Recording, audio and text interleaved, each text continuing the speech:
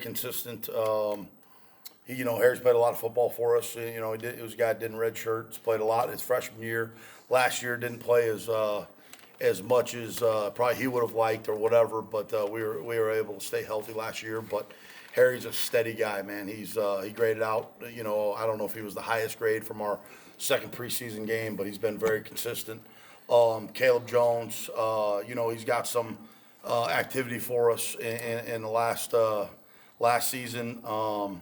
He's still a work in progress as far as getting better, but he's really the off season's been big for Caleb. He really I think from his first year here to his second year last year, I think he really kind of upped his training level and all that stuff in the off season. It's paying off for him right now.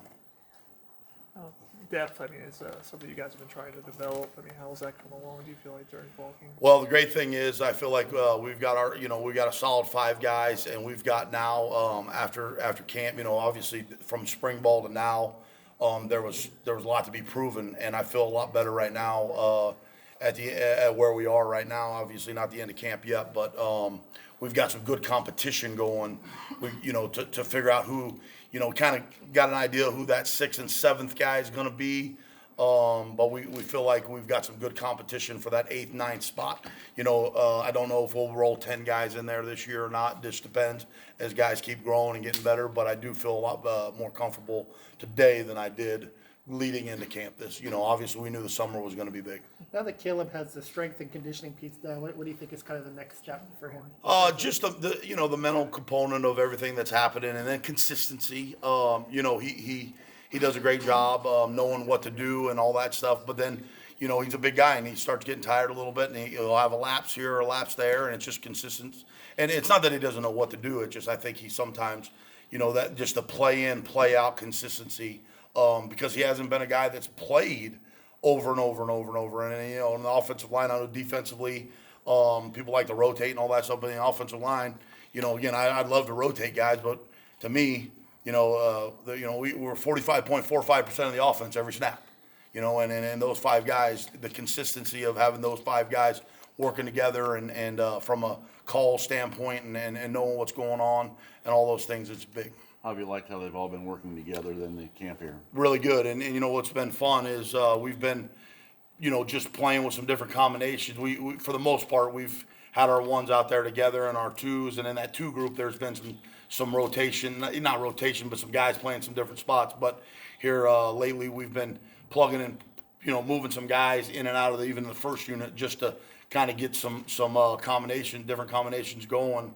And, a lot of times when 2 guys are, maybe combo blocking on a certain play or whatever, and then all of a sudden now there's a new guy in there. Sometimes that doesn't fit together, but it's been really good, from that perspective. Matthew Bedford looked like a guy you might go beyond the 4 games you can do for a freshman and keep Yeah. eligibility. Yeah, he's been a pleasant surprise. Going into spring practice, he was an early enrollee, and I'd say after the first 5 practices of spring ball, I was like, whoa. He's got a long ways to go from a mental standpoint. And then, I'd say that second, third, those second 5 practices of spring ball, all of a sudden the light bulb came on, and then really those last 5 of spring ball, and he's had a nice carryover. Biggest thing for him is the mental component of it. Physically, he can do a lot of things, and he's going to be a good football player. But our defense is throwing a lot at us throughout fall camp, and it's not the base stuff for him. It's the adjustments to the different things that we get from our defense, and it's for him is just a consistency standpoint from a playbook standpoint. What do you think you really like about these guys? I'll tell you, and I can go the same thing for a football team, but I think we got a group of guys that nothing really phases. They just go out and work, and whether it's hot outside today, and they just work and go to the weight room.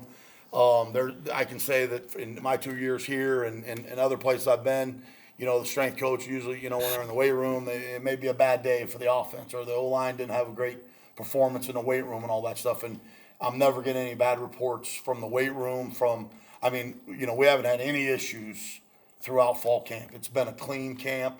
Guys are working. The strength guys say they're in the weight room working. They're coming to meetings. They're focused. They're on time. I don't have any guys strolling in late, and I'm not, I can't say the first 2 years, there's been days I've had to run guys and, walking into a meeting 2 minutes late.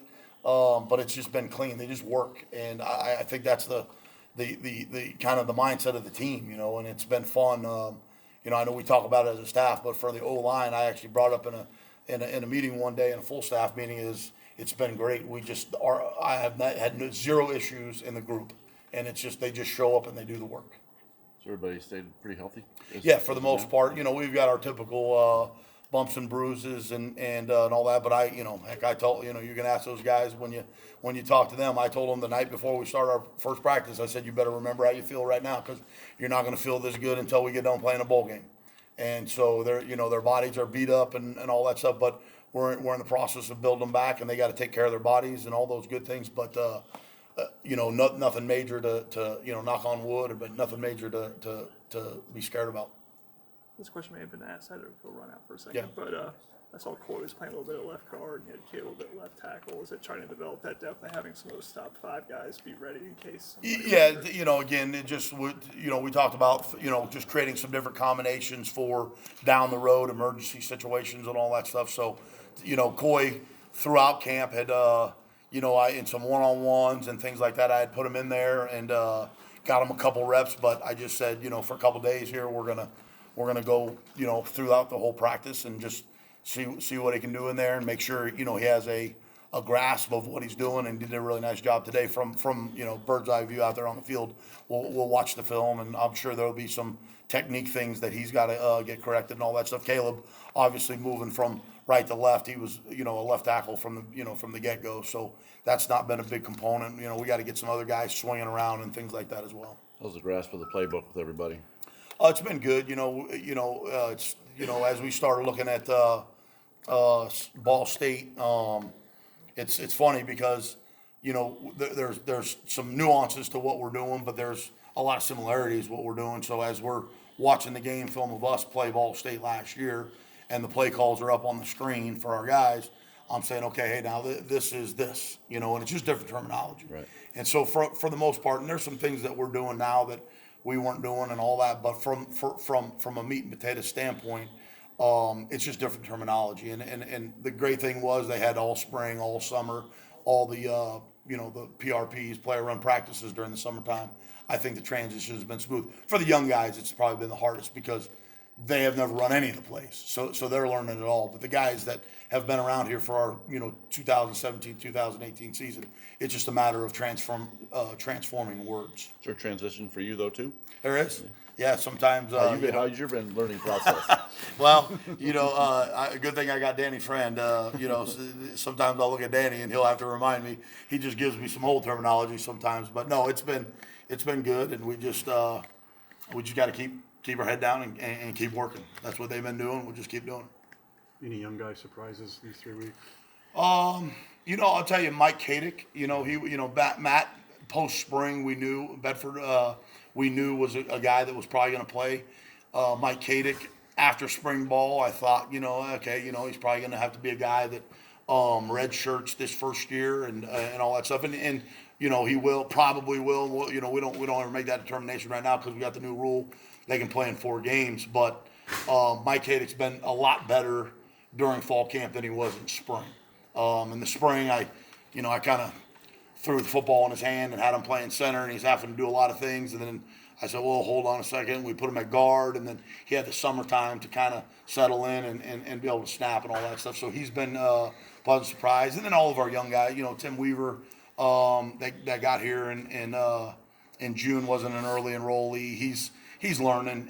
He's going to be a good football player down the road, but he's having to learn kind of everything. Went to a small school in Pennsylvania, and then the other guys that are young, the young guys are just learning. It's a procedural question, but is Michael kind of the backup if something happens to Hunter, or would that maybe be one where you could slide Harry over to center? Yeah, right now, Chuck, I just call him Chuck. Charlie O'Connor is right now is running with the 2s. Kadick is running with the 3s at center. Harry Kreider obviously is a candidate to go in there. Simon is a candidate to go in there. So that's why we're doing some of the things that we're doing, is trying to plug and play. at the end of the day, we're gonna put the guys that we feel like are the 5 best guys out there, and we gotta find who those combinations are. You know, it doesn't always mean take your 6th guy and just put him at a position. You may have to slide a guy over and put that guy in another spot or whatever that is. And so we're always just kind of playing with those ideas. All right, thanks, Thanks, Coach. Coach. Appreciate All right, thanks, guys. We'll have Coach DeBoer next.